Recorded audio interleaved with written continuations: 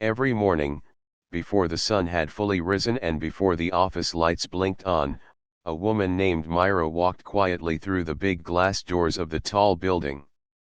She carried her small cleaning bag over her shoulder, her shoes making soft sounds on the shiny floor. Myra was the janitor of the building, but to her, the job was more than just cleaning. It was a way to be part of something bigger, even if no one really noticed her. Myra was a quiet woman.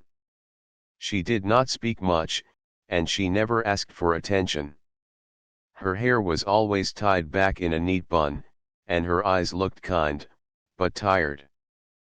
People often hurried past her without a word. To them, she was just the janitor who cleaned the floors and emptied the trash. But Myra had a secret, something special she did every day that no one else knew about. At the end of her shift, after she had cleaned every corner and made the office look shiny and neat, Myra would take out a small piece of paper from her pocket. With careful fingers, she folded the paper slowly and gently. She folded it into shapes, sometimes a bird, sometimes a small fox, sometimes a tiny crane. Each fold was made with care, like she was folding a piece of her heart into the paper. Once the figure was finished, she would place it on the front desk of the office. It sat there quietly, waiting for someone to see it. But most days, the busy people in the office didn't notice. The folded paper animals were small and delicate, and in a world full of loud voices and rushing steps, they were easy to miss. But there was one person who never missed them. Toby. Toby was the son of Lena, the CEO of the company. He was 6 years old and very quiet. Toby didn't speak much, and he rarely smiled. No one knew exactly why, but those who looked closely could see that Toby carried a sadness deep inside him. His mother, Lena, had brought him to the office every day because she didn't want him to be alone at home. Toby was different from other children. While other kids his age ran and shouted, Toby sat quietly by his mother's desk or looked out the window. But every morning, before anyone else arrived, Toby would come down to the front desk. His eyes would look for one thing: the little folded paper figure Myra had left behind. He touched the paper softly with his small fingers, tracing the edges and the folds. It was as if the paper animals spoke to him in a secret language only he could understand. Toby never spoke while he did this. Instead, he would stare at the figures with quiet wonder, a small spark lighting in his eyes. One cold winter morning, Toby came to the front desk as usual. The air outside was sharp and frosty, and his small breath made tiny clouds in the air. He reached out for the folded paper on the desk, but it wasn't there. The desk was empty. He looked around, confused. Where was the paper animal? He waited. He hoped. But no one came. The office was full of busy people talking on phones and walking to meetings, but Toby's world had suddenly become very silent. Without the small folded paper animal, the morning felt different, almost empty. Toby didn't cry. He never cried. But his little hands clenched into fists, and his eyes grew wide. He waited for Myra. But Myra didn't come. Myra's story was quiet, just like her. She lived alone in a small apartment at the edge of town. Every night, she sat by her window folding paper animals. She learned how to fold when she was a little girl, taught by her mother. It was a way to remember better days, to hold on to hope when life was hard. She always folded one animal for herself and one to leave behind. The one she left was not just for Toby or the office workers. It was for anyone who needed a little magic, a small piece of kindness in their busy day. But one morning, Myra was late. Not because she wanted to be, but because she had a bad night. Her hands trembled, and her heart felt heavy. When she finally arrived, she had no paper with her. She cleaned the floors, emptied the trash, but when it was time to fold her special figure, she had nothing. So she left the desk empty. Toby watched the door, hoping Myra would come with her folded paper. But she did not. He stayed by the desk longer than usual, his small face full of hope and confusion. Lena noticed her son standing there, silent and still. She walked over and asked, "Toby, what are you waiting for?" He didn't answer. Instead, he looked at the empty desk. Lena frowned and sighed. She was a busy woman with little time for such things. "It's just paper," she said softly. "You don't need to wait for it." But Toby kept staring. Later that day, Myra sat at her small kitchen table, folding a paper crane slowly, her hands still shaking.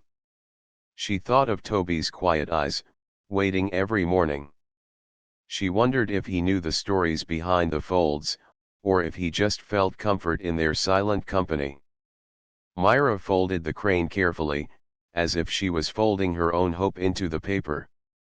And somewhere inside the office, Toby waited for another folded paper, another quiet message from someone who understood what silence sometimes means. The next morning, Myra arrived at the office as usual. The sky was still gray, and the air smelled like rain.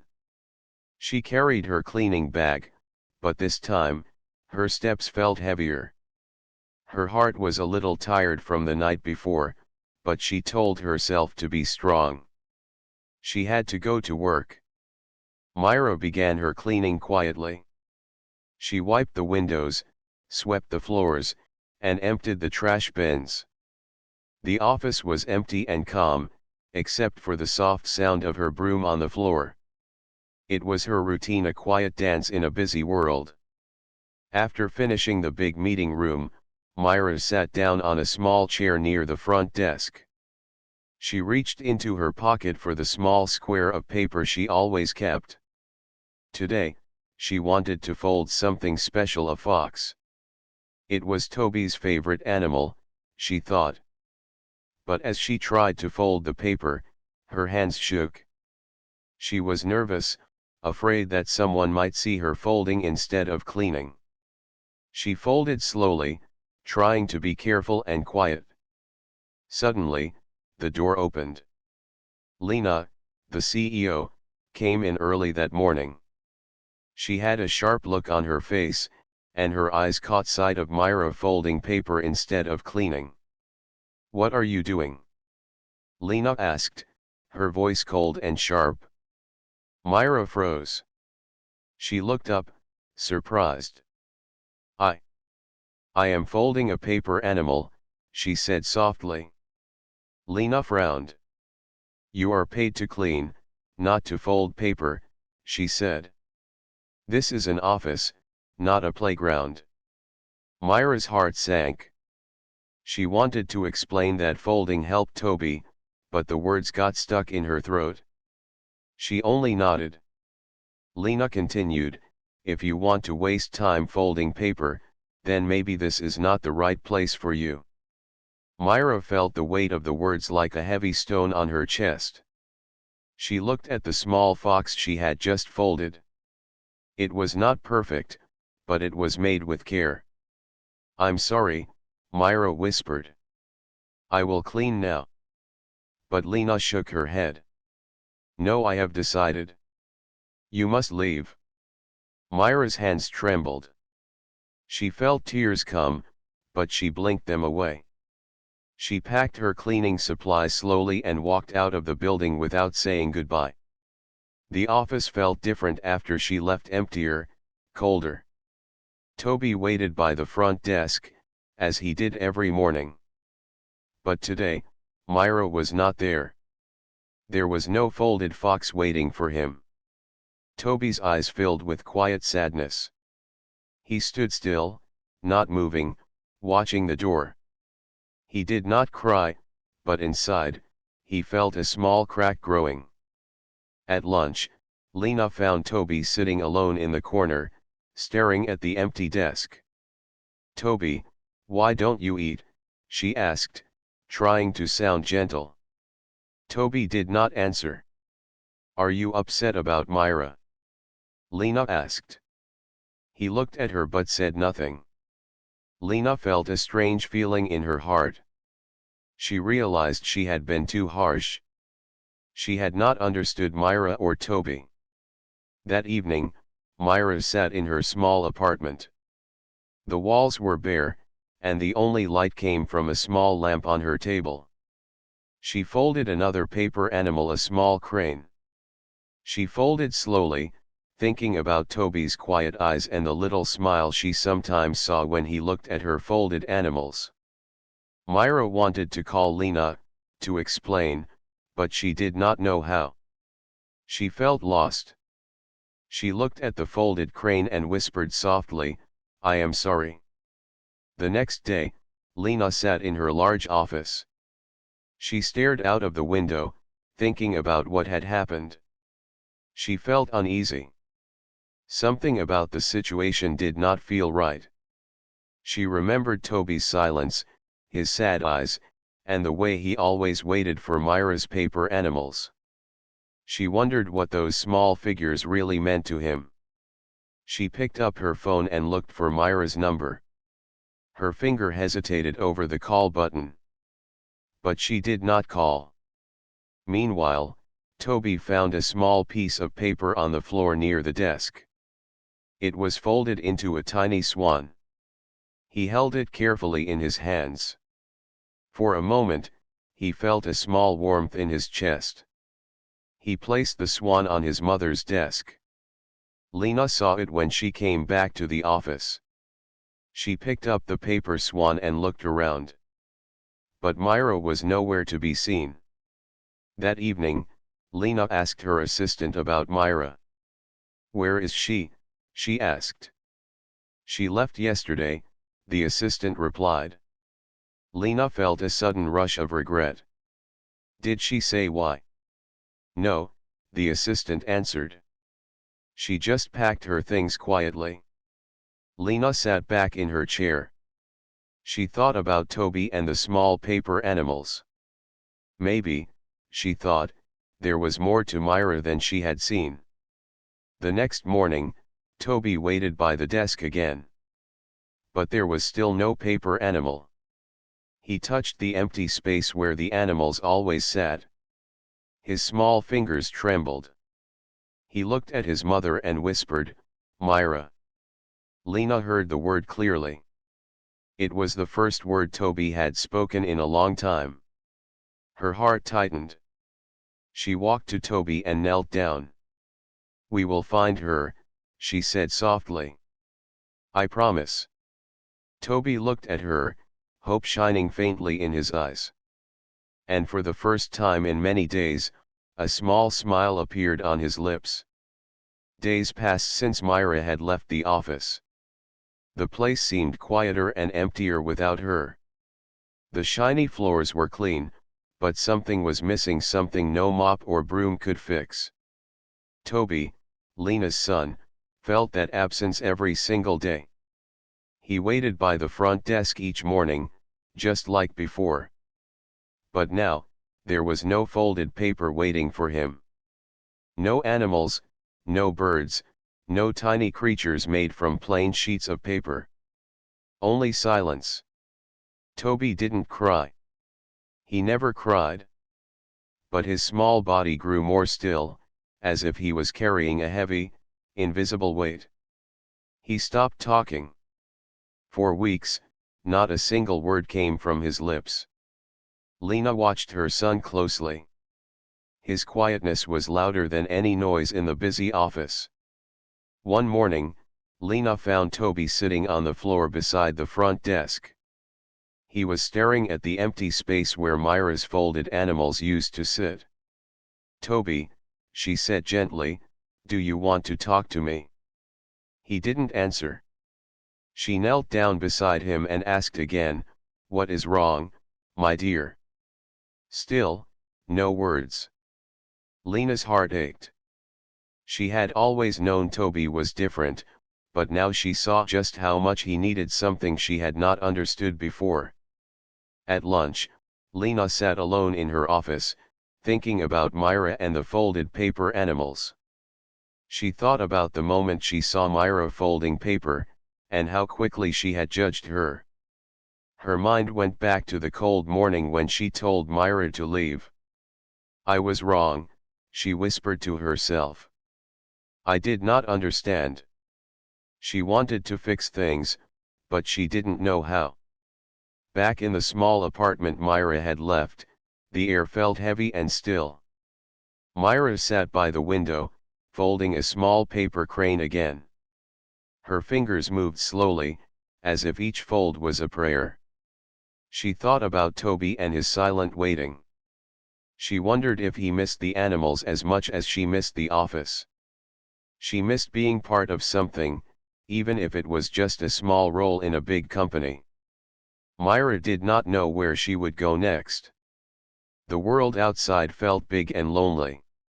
She kept the folded crane close to her heart, hoping it might carry her hope to Toby. One afternoon, Lena took Toby to the park near the office. She wanted to try something new to see if fresh air and open space could help her son. Toby sat quietly on a bench. He watched other children playing, laughing, and running around. But Toby did not move. Lena sat beside him and gently held his hand. "Toby," she said softly, "I want you to know that I am here for you. Always." Toby looked at her, his eyes shining with something like hope. He opened his small mouth and whispered a single word. "Myra." Lena's breath caught. She smiled gently, "We will find her, Toby." That evening, Lena called the office.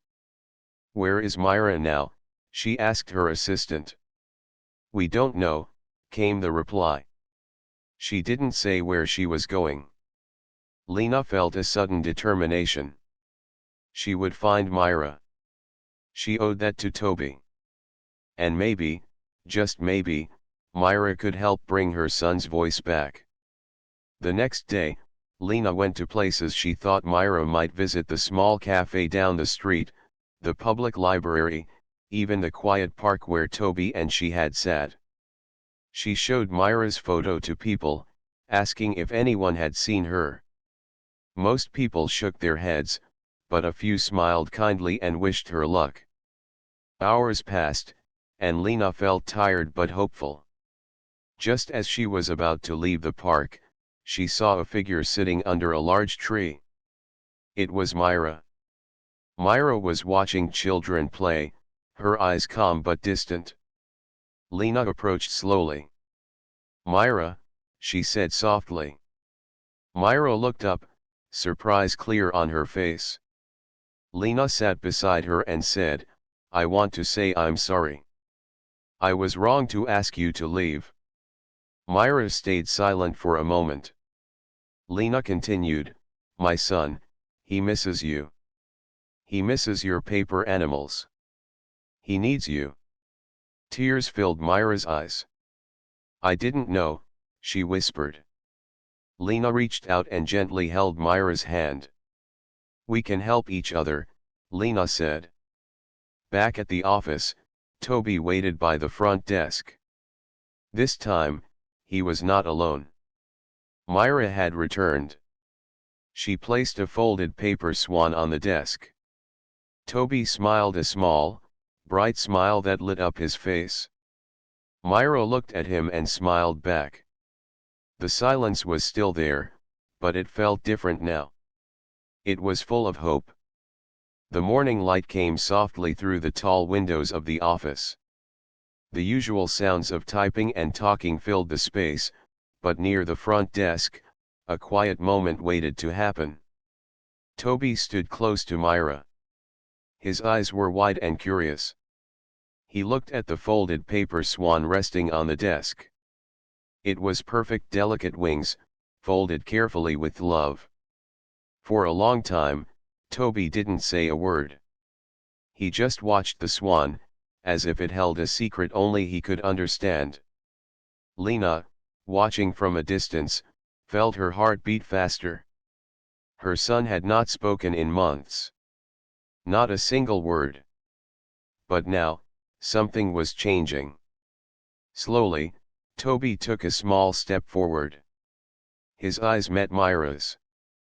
Then, as soft as a breeze, he whispered one word. Eli. Myra's hands froze. The name was a gentle echo from her past, a name she hadn't said aloud in a long time. Eli, she repeated quietly, her voice shaking. Lena knelt beside Toby. Who is Eli? She asked gently. Toby looked at her but didn't answer. Myra's eyes filled with tears. She took a deep breath and reached into her bag. Slowly, she pulled out a small photo. In the photo was a baby, smiling softly. The name Eli was written on the back. Myra showed the picture to Toby and Lena. This is Eli, she said, her voice tender. He was my son. Toby's eyes widened, and a small tear slipped down his cheek. Lena's heart ached. She had not known the story behind Myra's folded paper animals, the silent love she carried with her every day. That afternoon, Lena sat with Myra in a quiet office room. Myra told her story softly. Eli had been born premature, fragile as a small bird. He had fought hard but passed away one cold winter night. Myra had never told anyone at work. She folded paper animals to keep his memory alive, to hold on to hope when days were dark. Toby listened closely, his small fingers touching the folded swan on the desk. Lena watched her son carefully. For the first time in a long while, Toby's silence felt less heavy. It was as if the story had given him a small light inside. The next morning, Toby returned to the front desk early. He waited for Myra to arrive. When she came, he smiled shyly and handed her a small piece of paper. Myra looked at it and saw that Toby had tried to fold a small boat. It was not perfect, but it was made with care. Tears filled Myra's eyes. She took Toby's hand gently and said, "You are very brave." Lena watched the two of them, feeling grateful. The office, once cold and busy, now felt warmer. Word began to spread among the employees about the paper animals and the quiet bond between Toby and Myra. People started leaving their own folded paper animals on desks, in meeting rooms, and on the coffee table. The office became a place where small kindnesses grew like flowers in spring. One afternoon, Lena called a meeting. She stood before the employees and spoke from her heart. "I want to thank Myra," she said. "She has taught us all a lesson that even small acts of kindness can change a person's world." Myra blushed and looked down. She never thought her quiet folding would be noticed. Lena continued, "I am creating a new role here at the company, a place where creativity and healing come together. Myra will lead this." The room filled with applause. Myra smiled shyly but proudly. At the end of the day, Toby sat beside Myra at the front desk. Together, they folded paper animals. Sometimes a crane, sometimes a fox, sometimes a small boat. Toby spoke more now, softly and carefully. Words came slowly, but each one was a gift.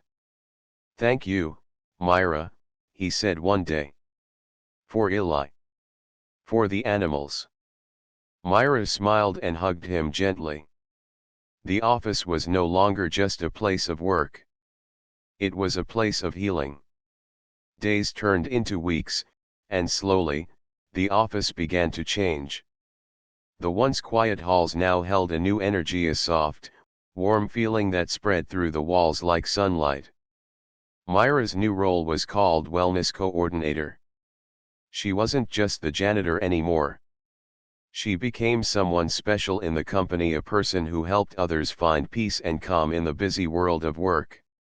Every morning, Myra placed her folded animals not just on the front desk but around the office. On computers, meeting tables, even on coffee cups.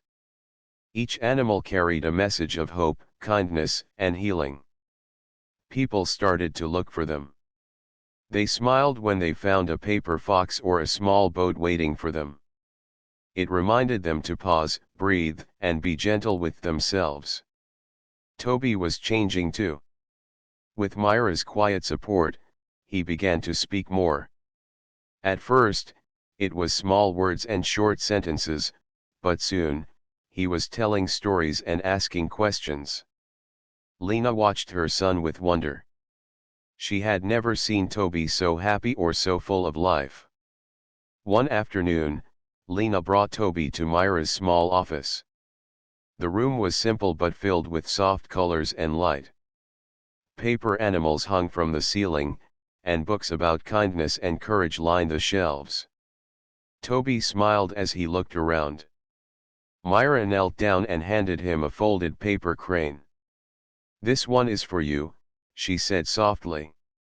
Toby took the crane carefully, his fingers tracing the folds. "Can I learn to fold like you?" he asked shyly. Myra nodded. "Of course."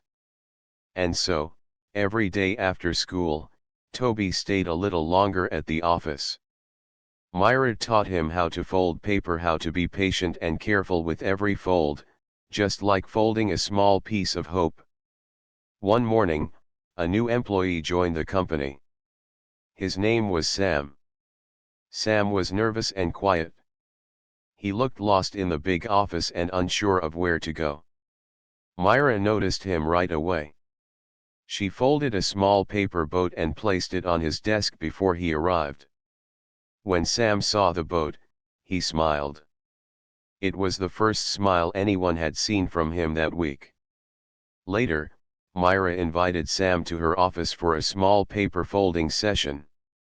At first, Sam hesitated, but slowly, he joined in. The soft sound of folding paper filled the room, and the walls seemed to breathe a little easier. Sam told Myra that he had just moved to the city and felt lonely.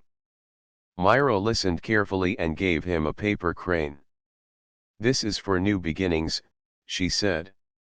Sam looked at the crane and nodded.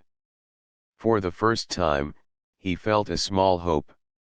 Meanwhile, Lena watched all these changes with pride and a new understanding.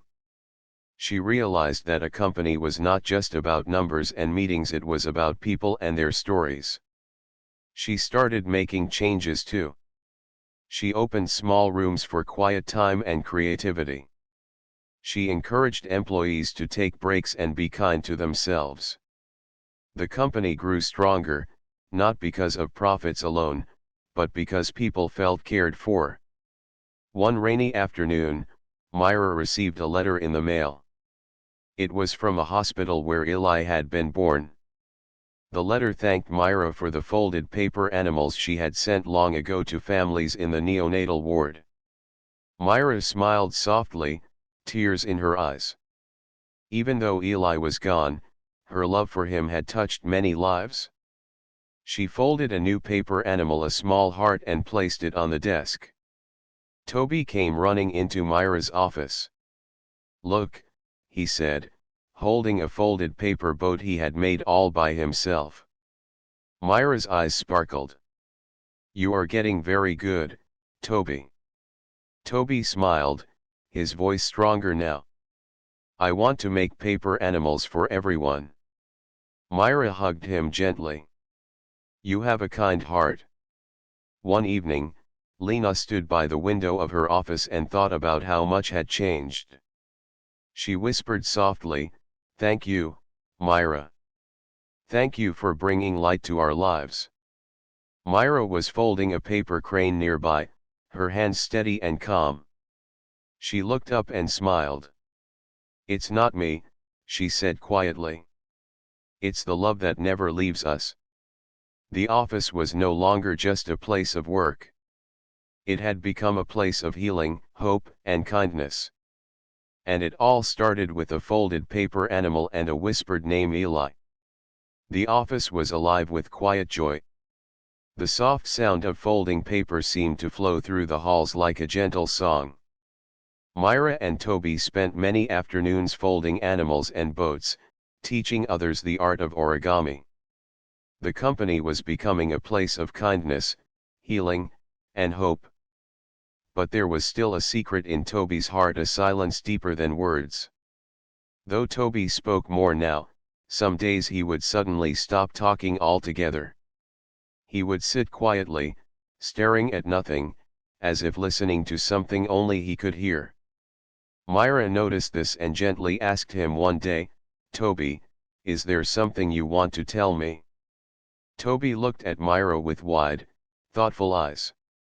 He did not answer right away. Then, in the softest voice, he whispered, "Sometimes, I hear Eli." Myra's breath caught. "You hear Eli?"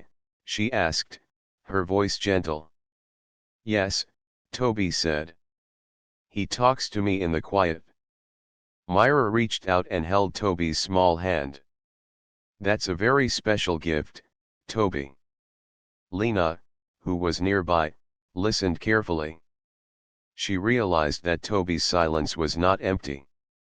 It was full of stories, feelings, and memories that he could not put into words.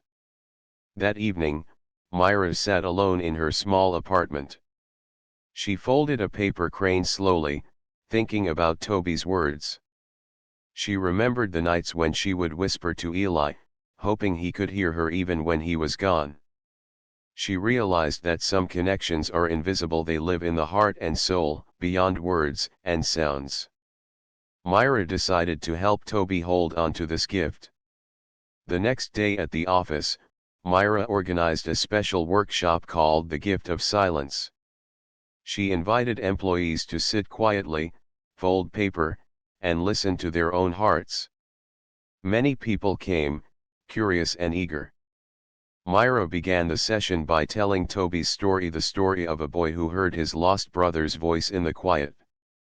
She explained that sometimes, silence is not empty.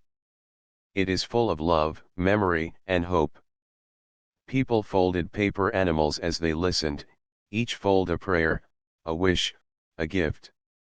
The room filled with a calm energy. During the workshop, Lena saw something new. She watched her employees slowly open their hearts. They smiled softly, whispered small words of hope, and shared quiet moments together.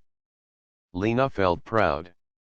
The company was no longer just a place of work. It was a place where people could heal. After the workshop, Toby approached Myra with a small paper star. "This is for Eli," he said, his voice clear and strong. Myra smiled. "It's beautiful, Toby." Toby looked up at her. "Can we fold more stars? For all the people who need to hear?" Myra nodded. "Yes, Toby. We will fold stars for everyone." Days turned into weeks. The office was filled with folded stars on desks, walls, and windows. People started to leave small notes with the stars. Messages like, "You are not alone," and "Hope shines even in darkness." The stars became a symbol of kindness and connection. One afternoon, Lena received a letter from a mother whose child had received one of Myra's paper animals in the hospital. The mother wrote how the little folded bird had brought comfort during a difficult time. Lena shared the letter with Myra and Toby. Myra smiled softly. "Eli's love is reaching far," she said. Toby looked at the stars on the window and whispered, "Eli is happy." That evening, Myra and Toby sat together folding paper stars. Lena joined them, and together they folded silently, their hearts connected by hope and love. The quiet was no longer empty. It was full of whispered names, folded hopes, and the gift of silence. The office was calm but full of quiet energy. It had become a place where people felt safe and cared for. The folded paper animals and stars decorated every corner like little reminders of hope and kindness. Myra, Toby, and Lena had built something special, a family made not just by blood, but by love, healing, and understanding. One morning, Toby came to the front desk holding a small box. His eyes were bright with excitement. "I want to show you something," he said, handing the box to Myra. Myra opened it carefully. Inside were dozens of tiny folded paper cranes, all different colors. "Did you make all these?" Myra asked, amazed. Toby nodded. "I want to give them to the people in the hospital. For babies who need hope." Myra smiled, her heart full. "That is a beautiful gift, Toby." Lena looked at her son with pride. She knew this was a big step for him, not just to speak, but to share his kindness with others. That day, Lena and Myra took the box of cranes to the nearby children's hospital. They met the nurses and doctors, who were touched by the thoughtful gift. One nurse said, "These cranes will bring comfort to many families." "Thank you." Myra felt a quiet joy. She thought about Eli and how much he had taught them all. Back at the office, life continued with soft smiles and gentle moments. Myra's paper animals were still everywhere, reminding people to be kind to themselves and to others. Toby spoke more each day. His voice grew stronger, filled with hope and happiness. One afternoon, Lena invited Myra and Toby to a small meeting. She stood before the employees and shared the story of Eli, Toby, and the power of kindness. She said, "This story reminds us that every person has their own silent battles. And sometimes, a small act of love can change everything." The room was silent, touched by the truth of her words. After the meeting, employees gathered around Myra and Toby. They wanted to learn how to fold paper animals too. The office became a place of learning and sharing, where kindness was folded into every corner. Months later, Lena sat in her office, looking at a small paper crane on her desk. She thought about the journey they had taken from silence and sadness to hope and healing. She whispered softly, "Thank you, Eli." That evening, Myra, Toby, and Lena walked together in the quiet park near the office. The sky was painted with soft colors of sunset. Toby held a folded paper boat in his hand. He looked up at Myra and Lena and said, "I am happy." Myra smiled and said, "Eli is proud of you." Lena hugged her son tightly. They stood together, three hearts connected by love, loss, and hope. The story of the folded paper animals had begun with pain but grew into something beautiful. It was a story of healing, the healing power of kindness, understanding, and the gentle strength of silence. And as the paper cranes floated in the wind, the office and the people inside it were forever changed.